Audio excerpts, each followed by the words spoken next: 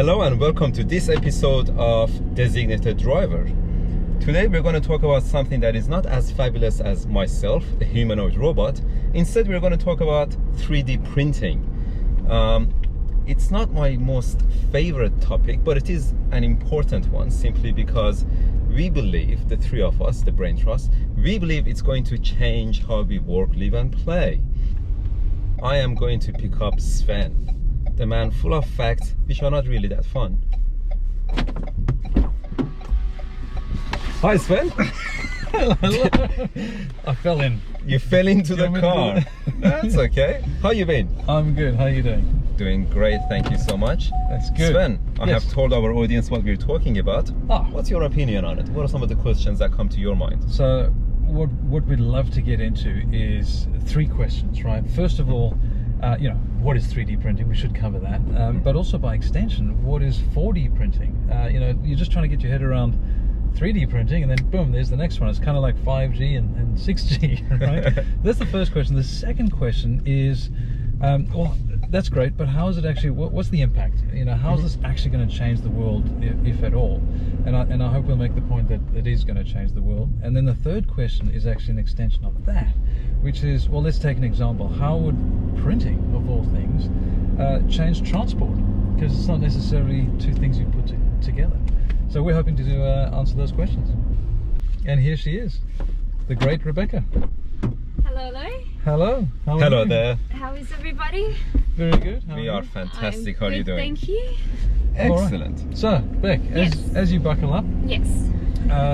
tell us where we're going for this fantastic discussion on 3D printing. Okay, we are going to Pepe's, which is on Exhibition Street in the city of Melbourne. It is an Italian restaurant and bar with an awesome beer garden as well. Right next door to Trunk Diner, which is the birthplace of Designated Driver. That's where it all started. It's where we used to go and drink beers and talk technology, and voila, now you're here. That's how fun we are. We drink beers and we talk technology. Yeah, I mean, pretty that's sad when you put it that's that pretty way. But sad. Pepe's has had it. Look, it's been refurbed. It's got really good food. It's got really good rosé as well. The people are so nice, and I love it there. But really, that is kind of what we did, right? Because we just enjoy it so much, and we thought we were interesting enough to record. And since then, we've I'm got so such sorry. a huge following. Hi, welcome to Designated Driver, where ordinary people are talking extraordinary things in technology. And as you just heard, we're talking about 3D printing. So, what is it? What is it? And the looks turn to me. Basically, we've got two types of manufacturing for now, right? We've got additive manufacturing and subtractive manufacturing. What we currently do is mainly subtractive manufacturing, where we have a block of something, piece of wood, metal, and we start carving out what we want out of it. We do have molding injection as well, as Sven is looking kind of surprised. Because you're not talking about 3D printing, you're talking about manufacturing. Well, it's part of Okay, that. I'm bored already. No, look, I thought we'd just zoom out a little bit. Sure. Because at the end of the day, let's start with printing, right? Because manufacturing is an outcome of what you're talking about. You're 100% right, except when we talk about 3D printing, most people's mindset would be, well, what do we print now? Right now, we do 2D printing, right? So it's all very flat.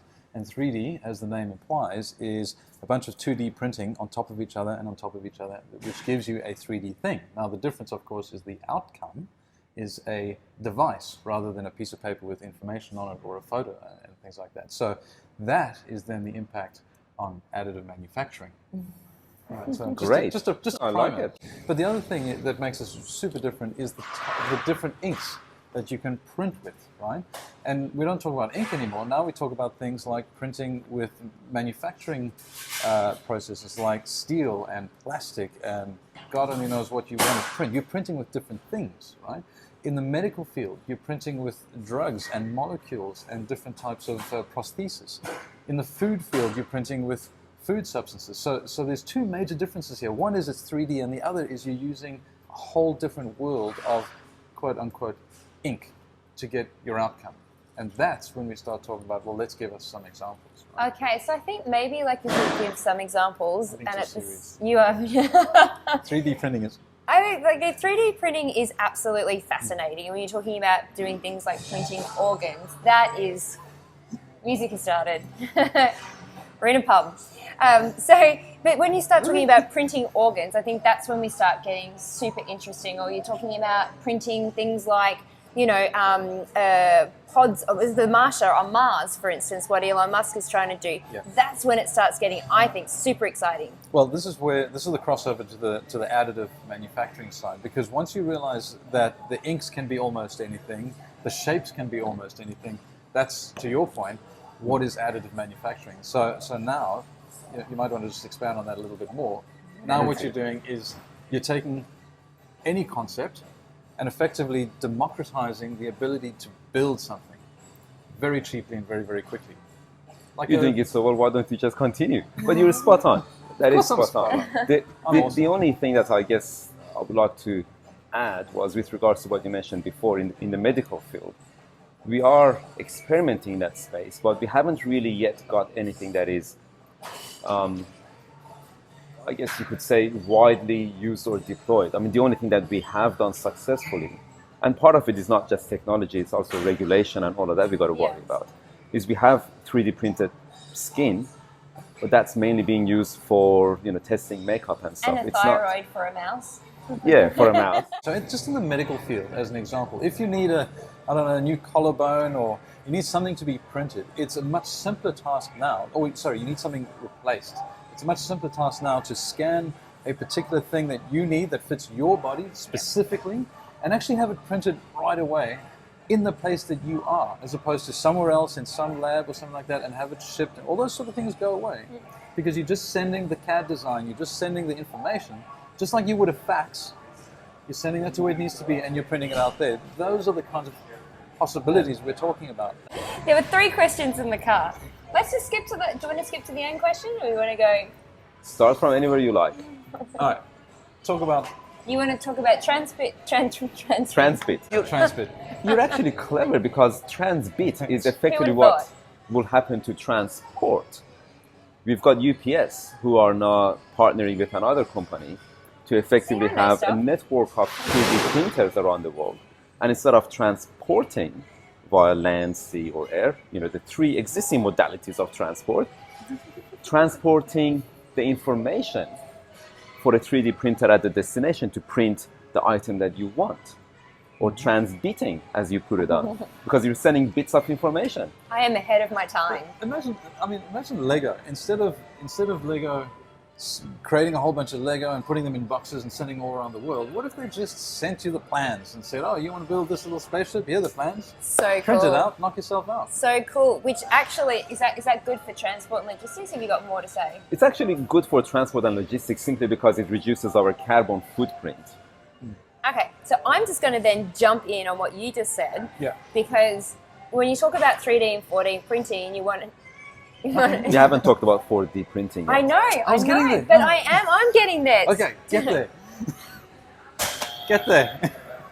4D printing, how is it different? At the very, very basic part of 4D printing, it's basically something that's been 3D printed, but you add an element to it and it becomes something else. The shape can change. For instance, getting a flat pack piece of furniture, so let's call it a chair, but it's flat pack. You add water to it and then all of a sudden it bends up into a chair. How cool would that be? And I think we should lead into your question. What does this really change, right? And I kind of alluded to it a little bit earlier on, where it's the democratization of manufacturing. With this additive manufacturing, almost anyone with a good idea can reach your minimum viable product reasonably quickly. And this doesn't have to be rich people, it doesn't have to be well-connected people, you don't need labs, you don't need manufacturing plants, you just need the basic tools and a design component. And if you've thought of the world's best door or window frame or stent or whatever it is, you can actually get to that minimum viable product at a very, very, very low cost. There's actually a company that has gone from sketches of a electric bike to an actual 3D printed electric bike, a prototype, mind you, within 12 weeks. Yeah. Imagine getting General Motors to produce a car within 12 weeks from sketch to something you could play with. And the limitations, just so that everyone's aware, the limitations are incredible. that's the wrong way to say it. There are no limitations. People are printing bridges. In China, they've printed 20 or more bridges. They are printing buildings. They are printing houses, right? So you've got to think differently now in terms of how manufacturing the world over actually occurs. That's absolutely right. I think we should go into the good, the bad, the ugly. So the good is definitely, I think, first of all, organ printing. When that happens, is well, you'll do the bad on that. But the good thing is that you know, especially with hearts, I think it was four people die a day. I think the stat was from not getting a heart transplant. That's more than COVID. Yeah. Putting out there. In Australia. In Australia. In Australia. In Australia, let's just clarify that. But basically, it means that there'll be no more organ shortage. So that's a good thing, and that's why they're focusing on the heart first as well. No so one likes a short that's organ. good. I think another good thing about it is when we talk about like what Elon Musk is doing when he talks about printing food. You know, it's a very, very long trip to Mars. So printing pizza, I think he was talking about at one stage. However, what they have done is it's called the Marsha. Check it out if you can have a look at it.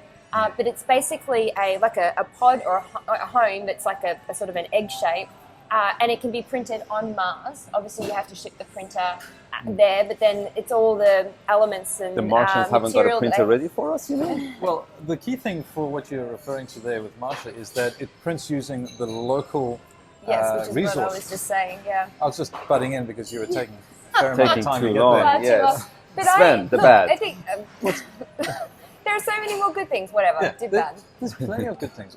Look, what's the bad thing? The bad things are not too different to the bad things that occurred with 2D printing. And that is, if everyone can print things and if everyone can reproduce things, then you've got issues around regulation, you've got issues around copyright. You know, if somebody invents something and everyone else just prints it, how do you actually, how do you control, who owns it effectively? Right. So that's one thing. Yes, yeah. Another bad thing is, the printing of things that you'd normally want to regulate, like the printing of weapons, for example, the printing of illicit drugs. What you're doing by democratizing things is you're also making it as easy for bad actors to do what bad actors do. Mm-hmm. My other thing is that, sorry to get it on you bad, but is it bad to be able to print organs? Like, do you think, like, are we going to start living forever? And is that a bad thing? I think before we 3D print organs, we will probably perfect gene editing and stem cell stuff. So, mind you, with stem cell research, it might change how we grow. We might print it instead of grow an organ, but I think... I don't like the thought of that because I take comfort in knowing that 100 years from today, the whole planet will have new people on it. I think that's not a bad outcome. Yeah, I would probably agree. Okay, the ugly. Imagine an immortal Trump. That would be amazing. Oh boy. This is not a family show. We not just a got banned in show. America. Awesome. Yeah, nice one. Tweets Just would lost have half been our amazing. And what's the The ugly? ugly. We're now I'm down a to little two bit listeners. passionate about environment and rubbish. And I think once we start 3D printing, there is a fine balance between the carbon, I guess, that is emitted by a 3D printer, the energy that it consumes to, melt the plastic and all of that, and the savings that we get from not manufacturing it.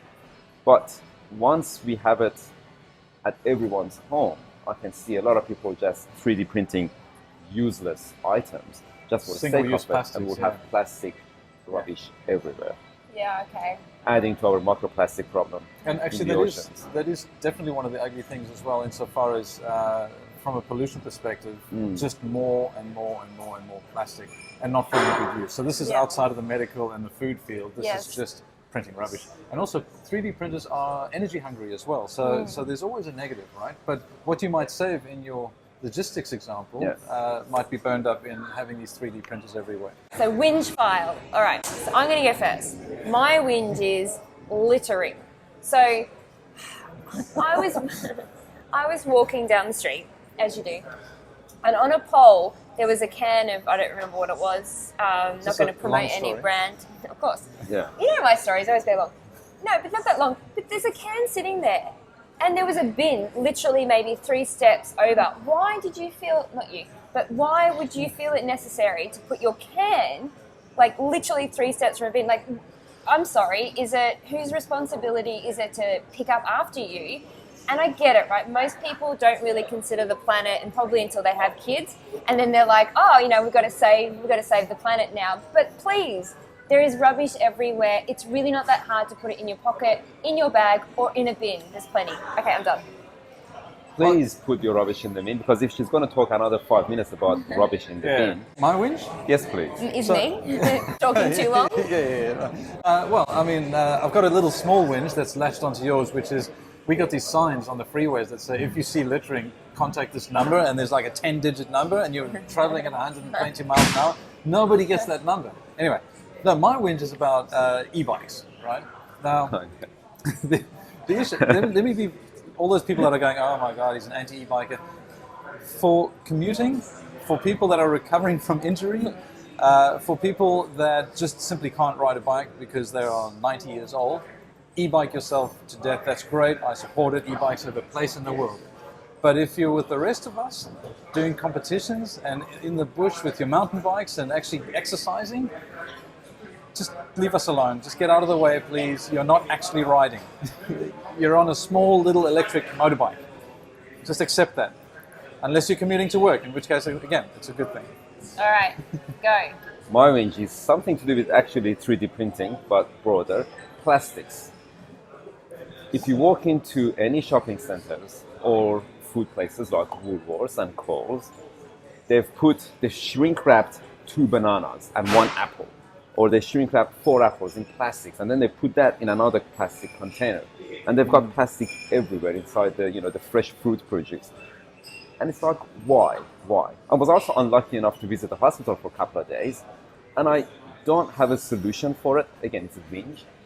You doing 2 winches? That's plastics. Yes, sorry, dude. Rubber gloves, plastics that is just used. Okay, so plastics is a problem, okay? Problem. Single-use plastics and plastics that are neatly molded into e-bikes. Are a problem. All right, people. Thank you so much for watching. You know the drill. Email us, Facebook us, Twitter us, whatever your flavor is. Enjoy life, and that's it.